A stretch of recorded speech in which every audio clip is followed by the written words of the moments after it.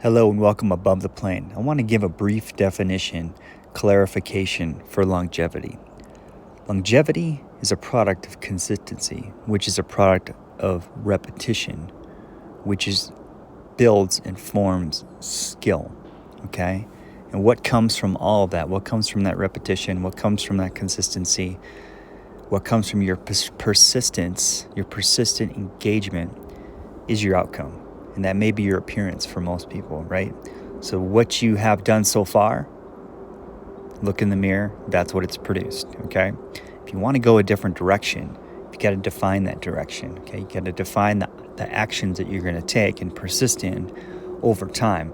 Not 3 weeks, not 6 weeks, but what things will you change? Can you change? Are you willing to change to have a different outcome, to have an outcome that you know that you desire?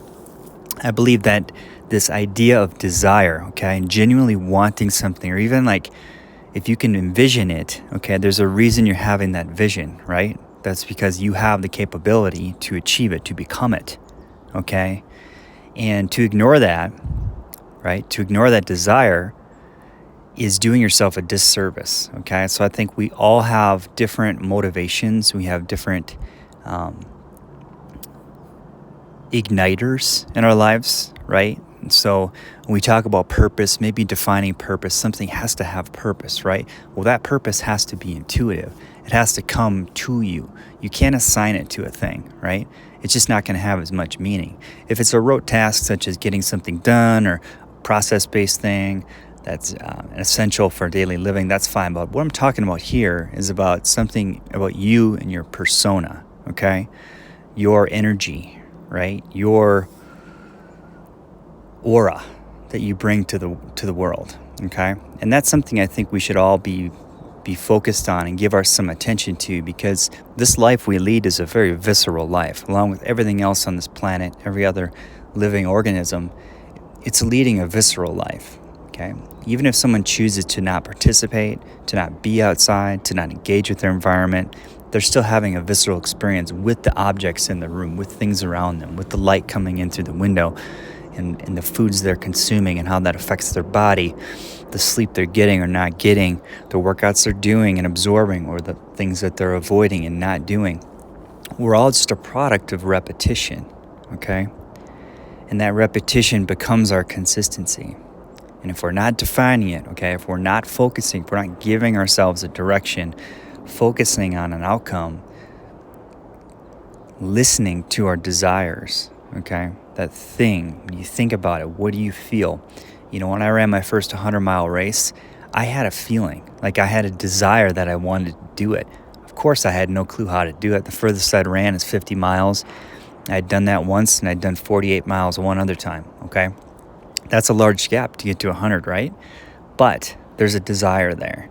And with that desire came just like a belief, you know, a belief in a trust in this, that it could happen, right? Beyond injury, illness, something like that, being timed out, not having enough time to get it done, right? So you have to think and you have to create those sparks for yourself, okay? Define them and understand what they are. And really that consistency, that repetition, that pursuit of the thing, the healthy thing, okay? It's what's going to bring you longevity. It's what's going to keep you in the game longer and longer and longer. For some people, deterioration is very linear, you know, by age, right? So there's a climb and there's a peak, and that peak, let's say it happens at 40, okay? What happens after 40 may be weight gain, ill health, just very reactive living, okay? We're losing the proactive element because it becomes difficult, hard. You know, the behaviors that we could kind of stave off with our hormones and just being ahead on Father Time, now those behaviors are concrete and they need to be eliminated and changed, and we really don't understand. We just see difficulty, okay? We don't see opportunity. We don't have that burning desire to formulate change. Now, what I propose is that we have a base. We have a foundational base of consistency, okay? For me, it might be a 4-mile run in the neighborhood.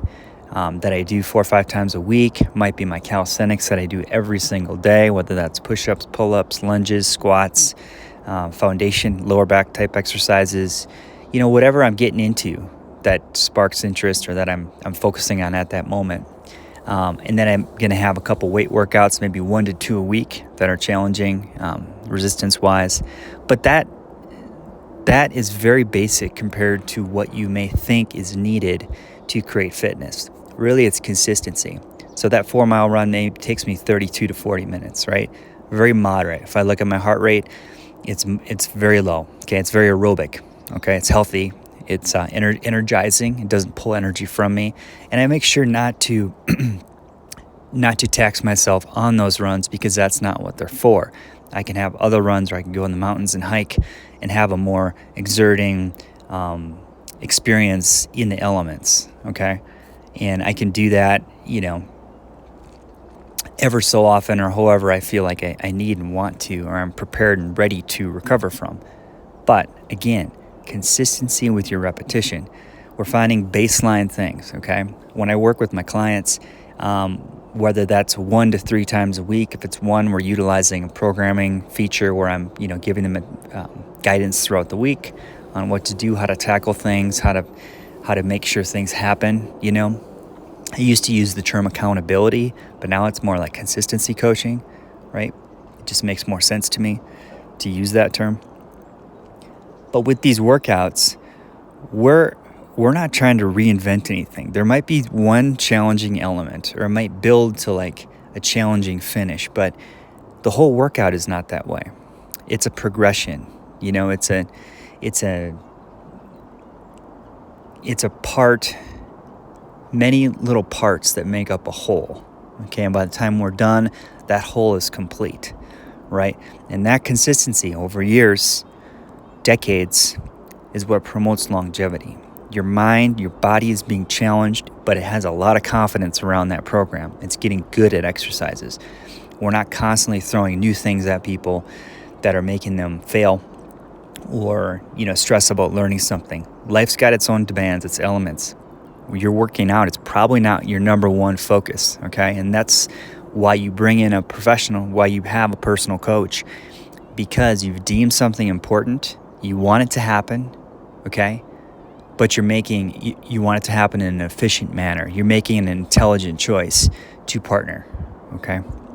So it's really profound to me, and it's always humbling. The more people I come across that are utilizing that feature, that have figured out that longevity is their goal, the long game, playing golf at 75, 80, okay, and doing it well is the ideal, okay?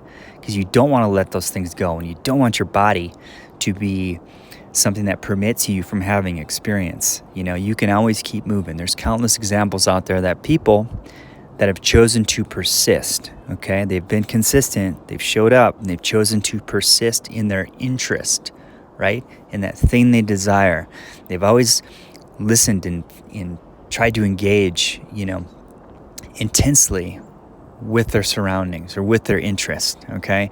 And those interests are healthy. Now, I'm only speaking of the people that I work with, the people that inspire me, okay? And that's people who get out, live life, get after it, really engage with their fitness, promote positive actions in their life, okay? And they point positivity, right? They're pointing that stuff forward, engaged in a daily basis.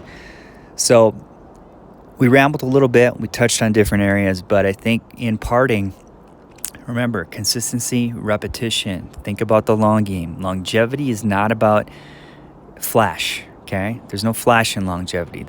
Flash comes from always being prepared to fine-tune your training so you can achieve an outcome that you desire.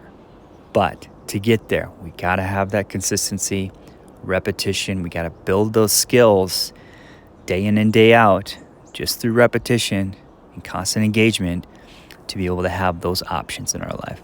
So get after it. Until next time, onward and upward.